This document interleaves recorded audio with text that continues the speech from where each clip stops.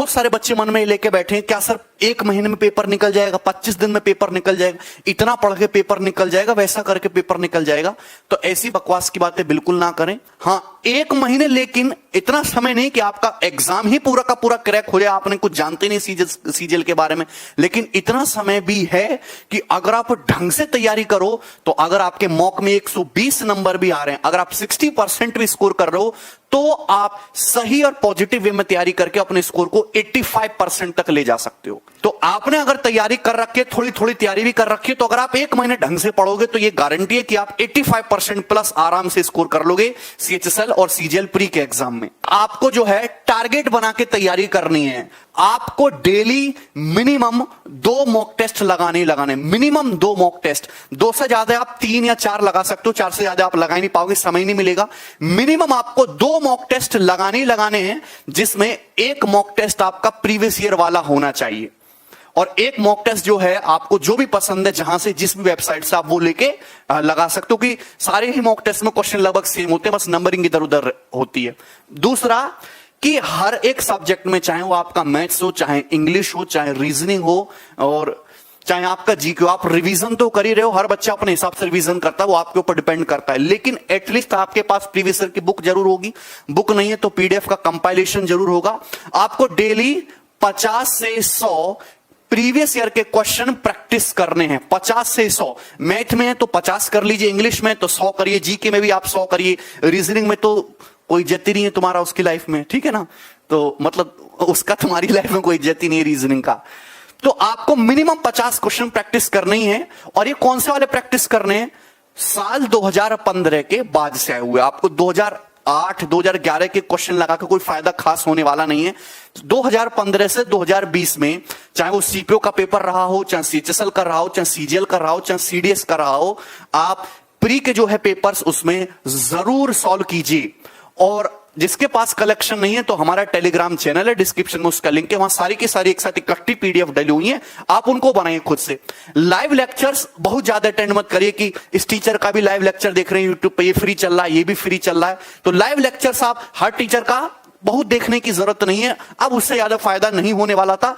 Live lectures देखने का जो समय है, जब आपके तैयारी करने का जो समय होता है, तैयारी करके एक्चुअल में जब आप प्रैक्टिस करने पर उतरते हो, वो आपके लाइव लेक्चर्स देखने का फायदा होता है। ये जो समय है ये रिवीजन और मॉक टेस्ट करने का है। तो अपने दिन के 24 घंटे में से जो प्रीवियस आपका 7 से 8 घंटे का समय, वो लाइव लेक्चर्स देख के खराब ना करें। हाँ, कोई चीज लगती है कि आपको बहुत ज्यादा इंपॉर्टेंट है, मेरा वीक एरिया है, तो आप उसके लेक्चर्स जरूर देख सकते हैं, ठीक है।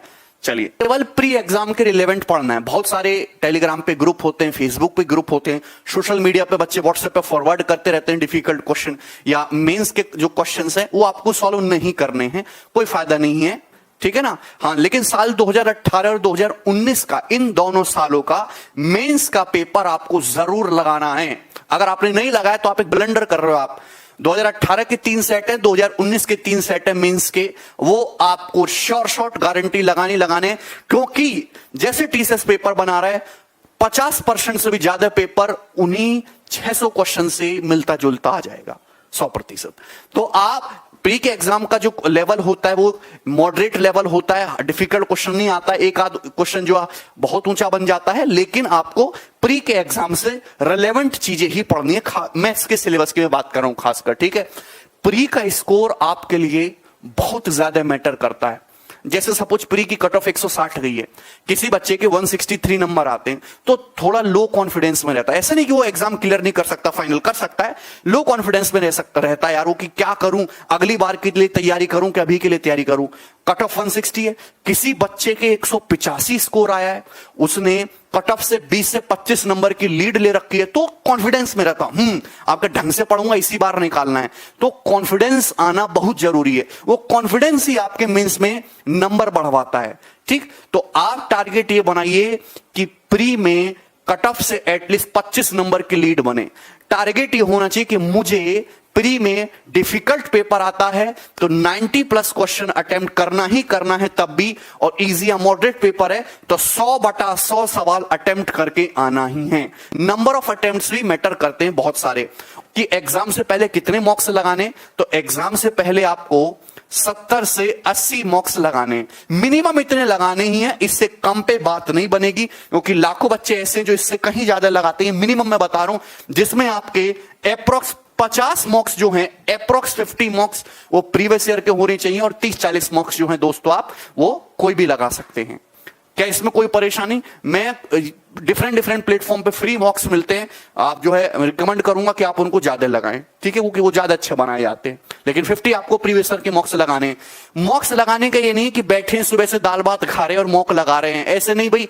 वन गो में एक टाइम में 1 घंटा बैठ के पूरा मॉक्स खत्म करना है, उसके बाद एनालिसिस करना है, जो क्वेश्चन गलत हुआ उसको फिर से देखो, ठीक है। दूसरी बात कि CHSL का जो पेपर हो रहा था जो बीच में रुक गया, तो सारी ही शिफ्टों के क्वेश्चन मेरे पास आ चुके हैं, सारी शिफ्टों के सवाल, उनकी मैंने कोई खास एनालिसिस नहीं कराई थी यूट्यूब पे, क्योंकि कोविड हो गया था। तो अब मैं उन सभी क्वेश्चंस को यहां पे उससे मिलती जुलती वैरायटी उसी लेवल की जो और बन सकती है वो भी मैं सॉल्व कराऊंगा यूट्यूब पे फ्री में प्रैक्टिस सेशन के रूप में, ठीक है। और ये प्रैक्टिस सेशन सीजीएल के लिए भी बेनिफिशियल होगा। मैं कोई घंटे भर की क्लास नहीं लूंगा, 30-35 मिनट की क्लास लेंगे और उसी में उड़ा देंगे चीजों को, ठीक है ना। कम टाइम में ज्यादा आउटपुट निकालना आपको सीखना है, ठीक है। तो मेहनत लगातार करते चाहिए, पेशेंस रखिए, धैर्य के साथ आपको मेहनत करनी है, लगातार मेहनत करनी है, ठीक है। कोई 100 मीटर की रेस नहीं दौड़ रहे हो आप, मैराथन दौड़ रहे हो, तो लंबा टिके रहना है। तो मैं कोशिश करूंगा कि 1-2 दिन में डेली रात को 9 बजे से 9:30 बजे तक एक यूट्यूब पे प्रैक्टिस सेशन में लूं, जिसमें वही चीज पढ़ाई जाए जो डायरेक्ट पेपर में आए। सीधी सी बात है, जो CHSL और CGL दोनों ही बच्चों के लिए बेनिफिशियल होगी, जिसमें प्रीवियस ईयर भी क्वेश्चंस होंगे और नई चीजें भी होंगी उससे मिलती जुलती, ठीक है।